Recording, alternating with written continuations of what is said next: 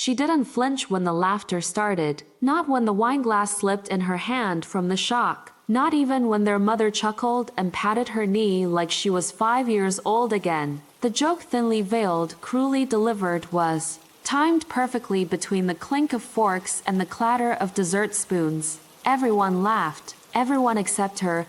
"You always did love to make everything about you," her younger sister said, smiling sweetly, teeth perfect behind a veil of malice. No one caught the tightening of her fingers on the napkin. No one noticed her straighten ever so slightly in her chair. They saw the blush rise to her cheeks and mistook it for shame. But it wasn't. It was the slow ignition of a fuse.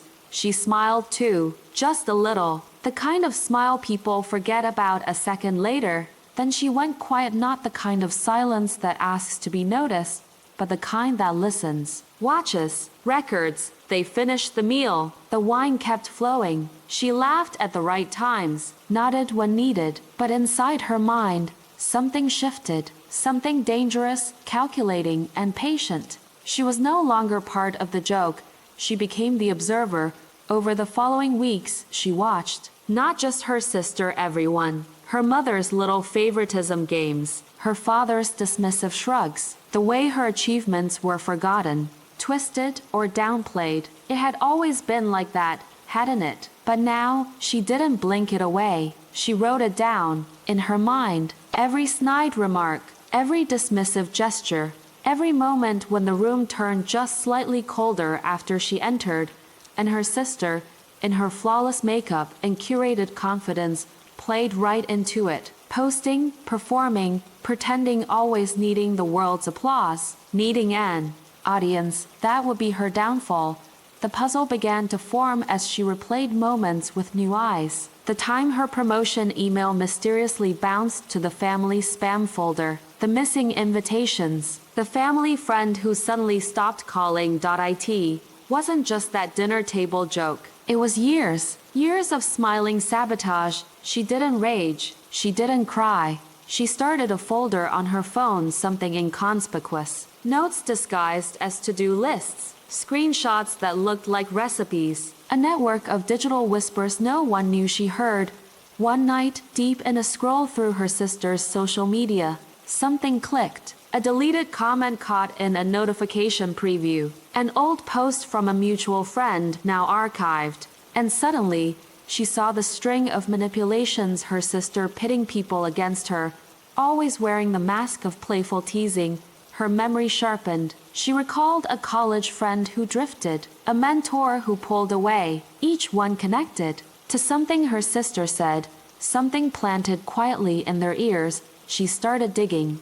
And as she dug, she found roots rotten and deliberate, photos from family events where she had been cropped out, emails forwarded without context. Her sister wasn't just playing favorites, she was playing God, deciding who mattered, who was welcome, who got the story, and the family always believed her. Because she was the favorite, a role she used as both shield and sword, but every manipulator has a flaw. Hers was vanity. She needed to be seen, adored. She documented her own life, with religious discipline filtering, editing, curating, which made it easy to follow her movements, to predict them, to prepare. The protagonist began preparing in silence. No confrontation, no warnings, just a quiet buildup of truth, collected piece by piece. She kept her tone sweet, her hugs warm. She even complimented her sister's new sponsorship deal, all while she mapped the battlefield. A birthday was coming up, her sister's, of course. A big one, 30. There would be champagne, photographers, live streams, a room full of people who followed her not out of love, but fascination. They'd be there for the drama, even if they didn't know it yet. She offered to help plan it. "You sure you can handle it?" her sister asked with a smirk. She smiled. Of course. The days leading up to the party were meticulous. She confirmed the guest list, verified the camera placements, knew exactly which corners were live streamed and which were being privately recorded. She even checked the lighting because perfect exposure was essential in every sense of the word. And then she rehearsed her lines, her timing, her expressions. The night arrived. Everyone glowed in the warm, flattering lights. Her sister stood in the center like a queen, basking in attention. But this time, the crown was made of glass, and it was already cracked. The moment came just after the cake, when everyone raised a toast and someone asked, "What's your biggest achievement so far?" Before her sister could answer, the screen behind them flickered. A planned slideshow began, but not the one they expected. It started. Subtly, images pulled from social media, comments no longer available. Then screenshots, voice notes, a soft soundtrack in the background that masked the silence falling over the room. Conversations scrolled across the screen, manipulations disguised as concern, lies presented as jokes. Faces in the room began to shift. People started recognizing their own words twisted in her sister's mouth. She stood frozen. For the first time, unfiltered, her voice faltered. "That's fake." Someone edited that, but then the audio played. Her own voice, saying things too specific, too damning to be denied. The room didn't erupt. It went quiet. Phones rose, not to post but to record. She had built her life around attention, and now it devoured her.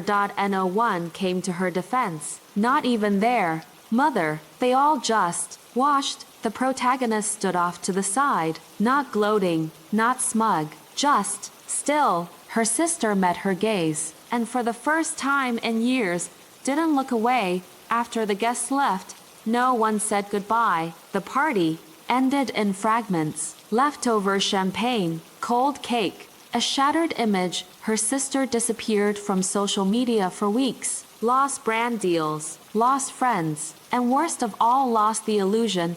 Meanwhile, the protagonist went home, took off her heels, washed her face, slept soundly, not because she had won but because she had stopped being invisible. She didn't need applause or recognition, just the silence that followed truth. And for the first time, when she walked into a room, people saw her not as a victim, but as someone they should never underestimate again. She smiled when they laughed because they always laughed. Her sister led the chorus, raising her glass as if mocking wasn't cruel when it came with a toast. "At least she can design something," her sister quipped, even if it's not herself. A dig wrapped in a compliment. Laughter followed. Like clockwork, she didn't look down. She didn't excuse herself. She didn't let them see the sting land. Instead, she tucked the insult away in that quiet place she had long ago built inside herself. A vault lined with velvet, holding every word her sister had sharpened into a weapon. That night, as the family lingered around the table, drunk on wine and their own superiority, she stayed quiet, observant, strategic. She listened more than she spoke. She memorized every word, every smirk, every time someone glanced at her with that mixture of pity and amusement. She wasn't the star, she was the joke, but not for much longer. In the days that followed, her silence turned methodical. She watched more closely than ever before. Her sister's social media was a parade of curated perfection, sponsored skincare routines, daily affirmations, filtered apologies, and carefully staged vulnerability. All for the likes, all for the illusion.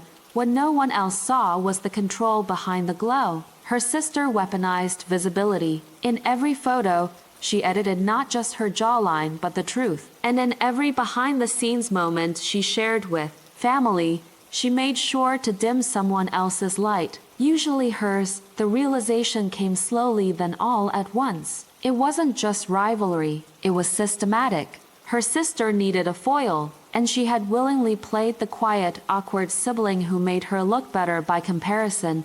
But not anymore.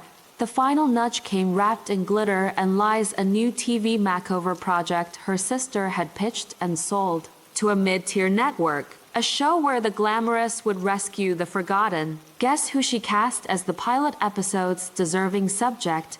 "She's so talented but so lost," her sister said on camera in the teaser clip, pretending to tear up. "I just want to help her shine." She watched the footage in silence, every frame a betrayal. Her own face captured in low lighting, paired with words like timid, Unnoticed, needs direction. Her work mocked, her talent erased. The audience was meant to root for her transformation, but only if she played the grateful little puppet.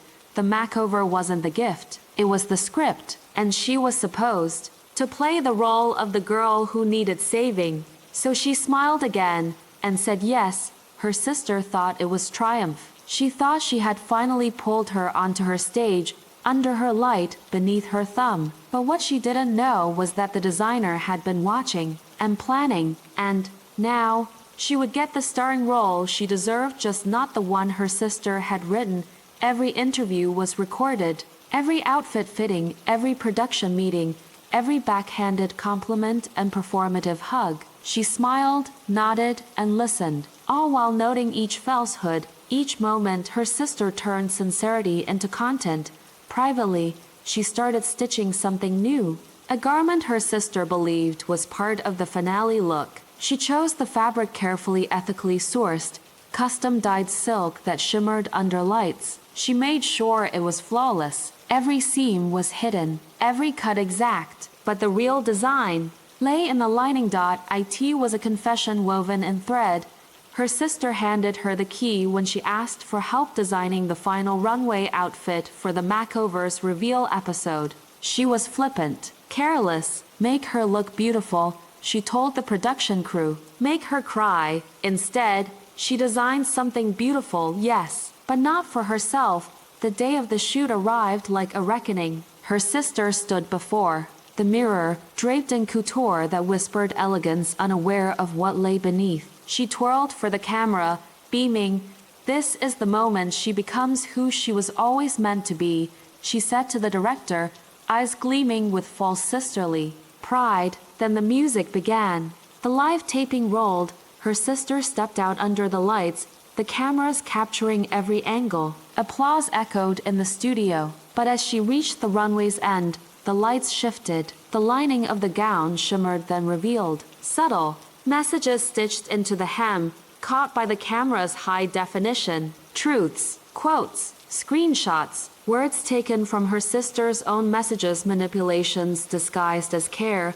The audience gasped. The live stream chat exploded. What does it say? Is that real? The director froze. The producer scrambled. Her sister blinked into the lights, finally sensing something was wrong. What is this? She whispered, but it was too late. The costume had become a confession. Her own words, her own ego, tailored into the perfect downfall. She didn't scream. She didn't argue. The silence said everything. Backstage, the designer stood still, hands folded, expression unreadable. She didn't smirk, didn't gloat. She just watched. The network pulled the episode before it finished airing, but the clips were already viral. The internet had its spectacle, but what it didn't realize was that it had just witnessed a quiet revolution. The influencer's brand faltered, her sponsors pulled out, fans turned, friends stopped returning calls. The narrative couldn't be controlled anymore because the truth had been sewn into the very fabric of her image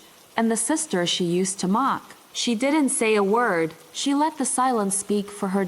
In the weeks that followed, she received quiet messages from people in the industry, from designers who had once overlooked her, from women who had been overlooked all their lives. No press tour, no apology videos, just the quiet opening of doors that had been long closed. She went back to work this time, not in the shadows. Her designs started appearing on runways, not reality shows. People wore her work without knowing her story, but that was fine. The ones who mattered understood. She didn't destroy her sister. She simply unmasked her, and in doing so, reclaimed the voice she had been taught to bury. When asked about the incident, she only said once, "Truth doesn't need a microphone, just the right thread," and that was all. She sat quietly at the back of the gallery, watching her sister charm yet another crowd. Glossy in sequins and confidence, the younger woman floated from admirer to admirer, laughing just loud enough, gesturing just grandly enough, always perfectly lit and impeccably timed. And though she stood in the shadows unnoticed as always, she saw everything. The jacket was hers, Not literally, her sister had changed the buttons and called it inspired, but she knew that line. She'd cut that silhouette years ago in her apartment alone, sewing under yellow light and silence. Now it strutted down the red carpet like it belonged to someone louder, someone she near. It wasn't the first theft. She watched, still and smiling, as another borrowed look was praised as a breakthrough, another subtle concept she'd once shared over tea, now reframed as her sister's vision. But she didn't flinch. She logged each detail like a patient archivist. Facial expressions, hashtags, brand tags she already suspected. Now she was beginning to know. Her sister had built an empire on borrowed thread. When she got home, she opened the folders she'd quietly named after old musicals: West Side, Cabaret, Wicked, each one a digital vault of receipts, screenshots of posts, lookbooks side by side, timestamps, comments, a side-by-side of her sketches and her sister's photo shoots was enough to make anyone pause. To the untrained eye, they might seem coincidental, but to someone who understood tailoring and storytelling, it was a signature, one her sister hadn't bothered to hide. The discovery wasn't sudden, it was incremental. Her sister had a pattern. Like every thief, she never copied the latest thing. She pulled from the past, from memories, from family, her family, the gown she'd worn at the press gala last winter, a reimagining of a corset the protagonist had stitched as a gift years ago, one never worn, tossed aside with a smirk. Too retro for me. Now it was trending, and the new bag collaboration, down to the stitching, it matched a piece she had shown her sister during a wine-drenched night for years ago, back when she still believed sharing meant something.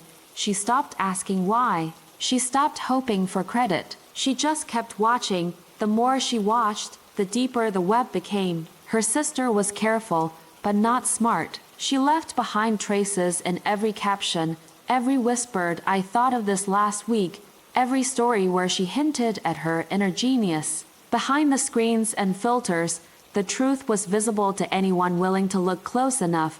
But what changed everything was the email, a name in the CC line on a press preview for an upcoming makeover reality show, one she nearly deleted until her eyes froze on the producer listed in the chain, Elena Sade.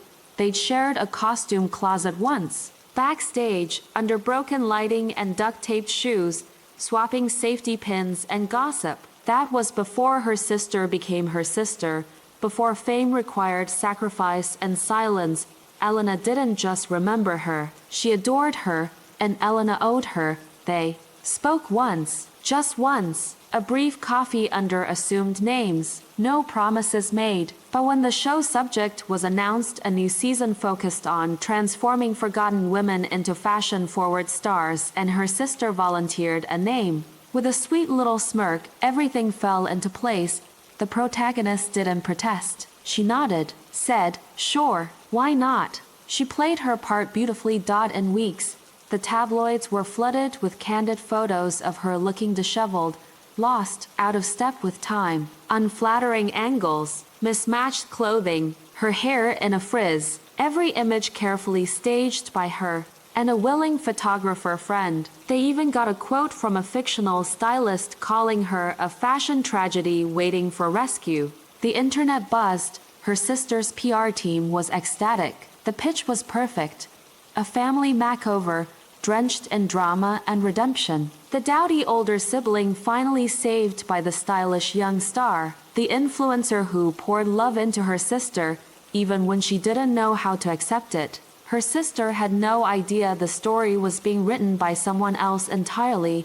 When wardrobe assignments began, she made a simple suggestion through Elena.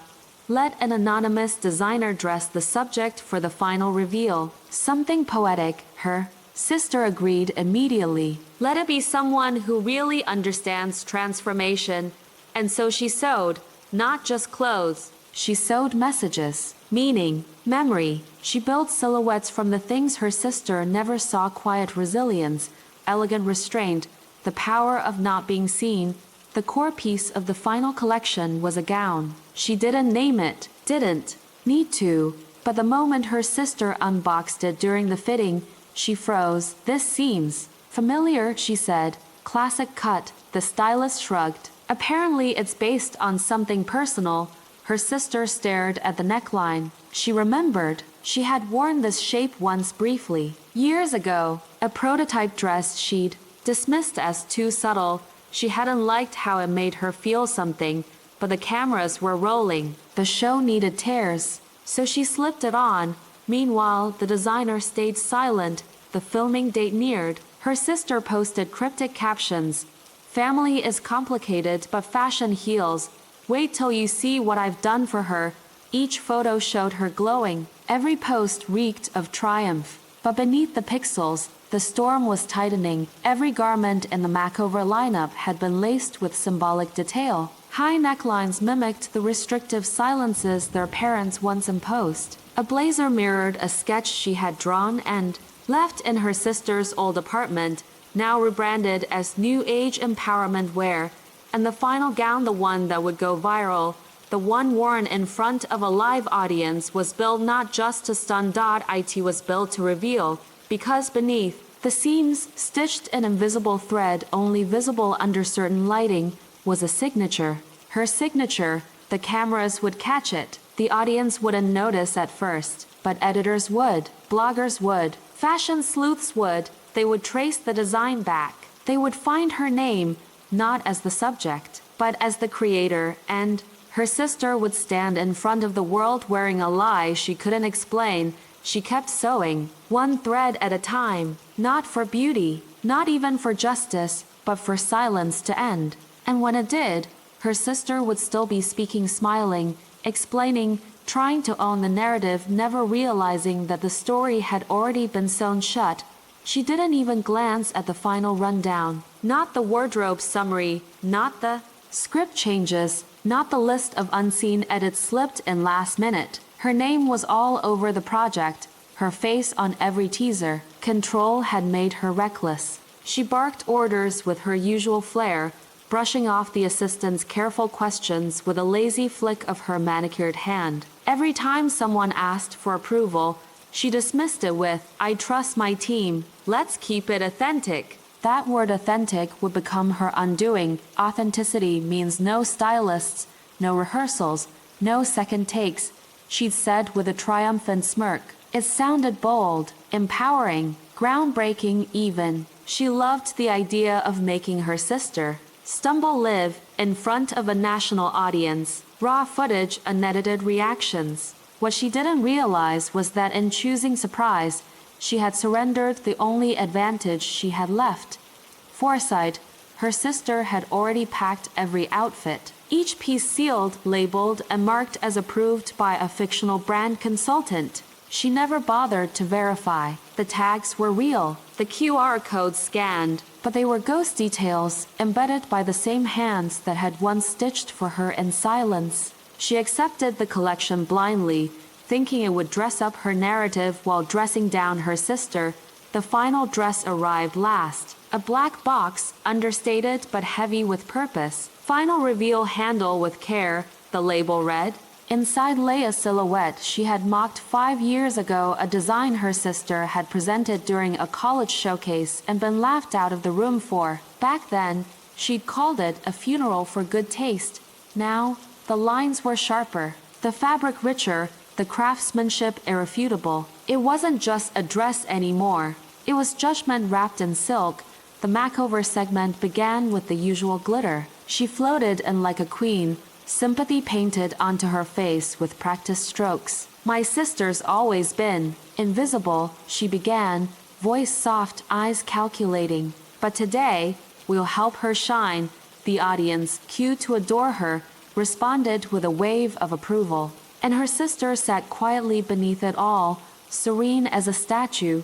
But as she turned to introduce the outfits, her words stumbled. The cue cards didn't match her notes. The images behind her didn't show her sister's old wardrobe. They showed screenshots of stolen designs, layered proof, timelines, comparisons. She glanced at the teleprompter only to find her own quotes from interviews spliced with captions exposing every lifted pattern and pirated credit. Her voice cracked, then came the twist. A soft voice from the producer's booth echoed through the studio. Actually, it said, today's makeover is about accountability, and the designer behind the scenes will now take center stage. Her sister rose, calm and unshaken, and the lights shifted. For the first time, the show wasn't hers. The murmurs started low. Confusion first, then disbelief. But the camera didn't blink, and neither did the designer. You once said I'd never make it unless I stood in your shadow, she said gently. Today, you're wearing mine. The final box was opened on stage. She tried to protest, to regain her footing, but the crew was already moving. The dress was held up, and the realization rippled through the audience like a storm breaking open. It was hers, not made for her, but made from her. The ego, the theft, the glamour stitched from someone else's silence. Put it on, the voice said, not her sister's voice, but the director's. It was part of the segment now. Refusing would be off script, ungraceful, damning. Cameras rolled. The audience leaned in. She slipped into the dress like a marionette. The zipper glided up as if it belonged there, but she didn't. The applause faltered. Laughter flared at the edges. Not cruel, just disbelieving. Her triumph had unraveled into theater, and the crowd loved a twist. The fabric clung to her pride, exposing not her body but the shallowness of the empire she'd built. As she turned, the screens behind her played a reel of credits, each one amended. Every design she'd claimed, now reattributed. Every collection, every post, every moment borrowed, set right in real time. Her sister didn't gloat. She simply stood there, dignified in a minimal black dress, the one she had once been denied the chance to wear. And that silence, the refusal to celebrate, made the humiliation louder. The show ended not with applause but with stunned quiet. Viewers wouldn't forget. The footage would loop online, analyzed and reposted, every thread dissected. But the damage wasn't viral, it was personal. She had been measured, every lie sized and fitted, every insult sewn into the hem. And when it finally came time to wear the truth, it didn't just fit, it consumed. Success didn't look loud that day. It looked like walking off stage without needing to look back. Her sister didn't say another word. She didn't need to. The final shot, her quiet exit, chin high, eyes calm, spoke louder than any confession.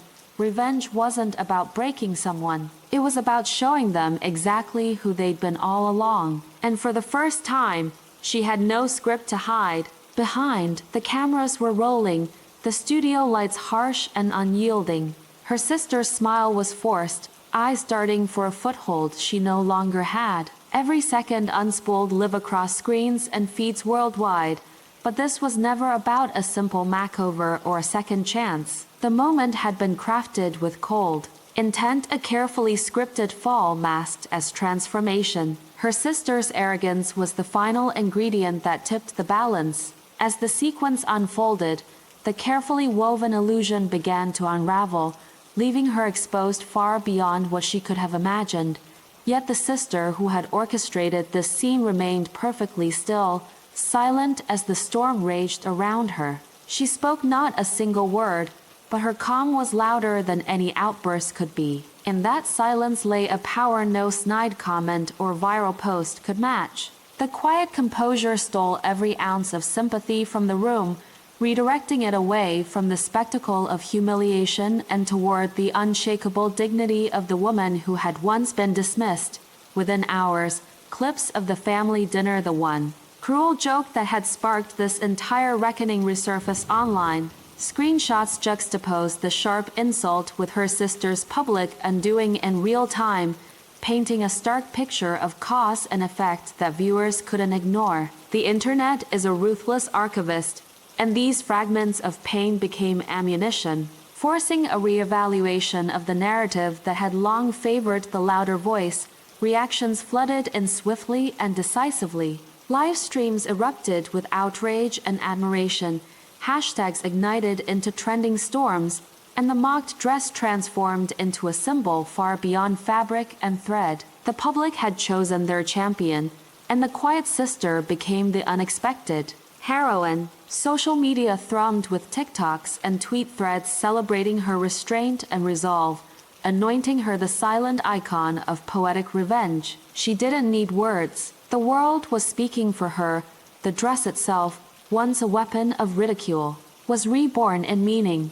It ceased to be a mark of shame and became an emblem of resistance, a testament to reclaiming power through patience and precision. That simple garment, fitted and flawless, symbolized a transformation far greater than any surface change. It was the fabric of justice, tailored in shadows and worn in light.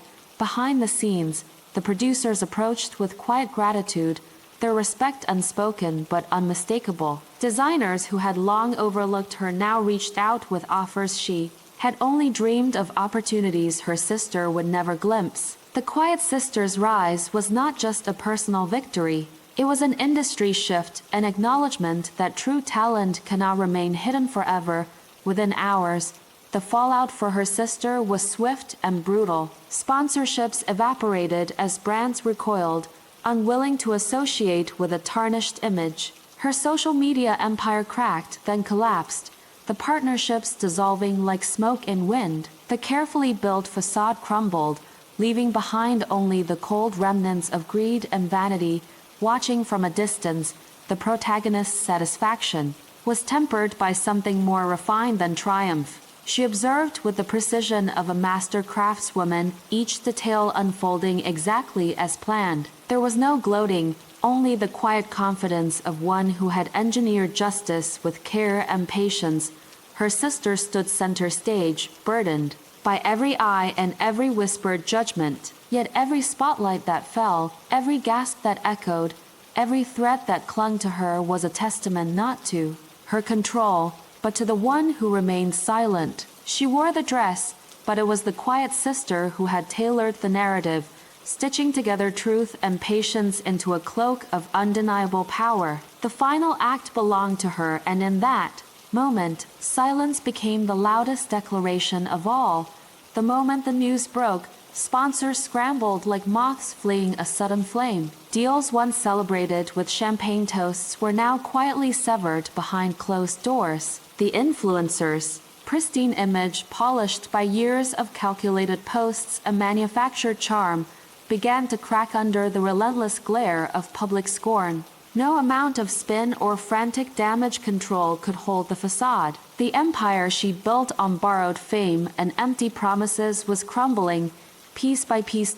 In the wake of this collapse, she released a public apology video, her voice wavering, eyes darting, a rehearsed humility that barely masked the desperation beneath. But the audience wasn't fooled. The internet responded with biting sarcasm and relentless memes that twisted her vanity and cruelty into farce. Her words echoed, hollow, ringing empty against the laughter and disdain that spread like wildfire. The apology was not a healing balm, but a trigger that reopened wounds and deepened the public's contempt. As the spotlight dimmed, the stark truth emerged. Stripped of her followers and brand endorsements, she was left facing a void where talent and substance should have resided. The illusion that once dazzled millions had evaporated, revealing nothing but emptiness behind the glitter. With every lost contract and shuttered opportunity, the harsh reality settled in. Fame without foundation is a fragile thing, destined to shatter. Meanwhile, behind the scenes, the quieter sister began her own ascent. Offers trickled in, designers, collaborators, and producers drawn not to spectacle, but to genuine vision. She worked steadily, building a brand rooted in authenticity, elegance, and respect. There were no grand announcements or flashing lights, only the slow, deliberate shaping of a reputation earned through talent and grace. Her rise was understated, but unmistakable. She never needed to shout her success from rooftops. Her growing body of work spoke with a clarity and power that no words could match. Each collection, each project, each subtle nod from the industry was a testament to a vision that had been patiently nurtured, not hastily flaunted. The world took notice, not because she demanded attention, but because she deserved it. Her silence had been her greatest strength. Without uttering a single boast or gloat, She had let the truth echo louder than any accusation or apology. The world had listened, had seen through the veil, and the consequences had fallen squarely on the shoulders of the one who had built her own downfall. In the end, justice was delivered not with noise or spectacle, but with the quiet, unyielding power of truth, and in that silence, the final stitch was sewn.